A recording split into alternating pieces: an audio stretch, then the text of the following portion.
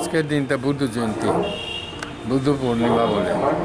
এই বুদ্ধ পূর্ণিমা বুদ্ধের জন্ম, বুদ্ধত্ব লাভ, বুদ্ধের মহাপ্রয়াণ, এই তিন উপলক্ষ করে প্রত্যেক বছর পালিত হয়।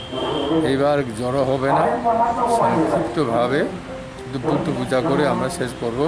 এই জন্য এখানে মানুষ ভিড় করতে সরকার থেকে মানা আছে। আমাদেরও এই এইটা পালন করতে হবে। প্রত্যেক ধর্মাবলম্বীরা করছে, বৌদ্ধরা করতে হবে।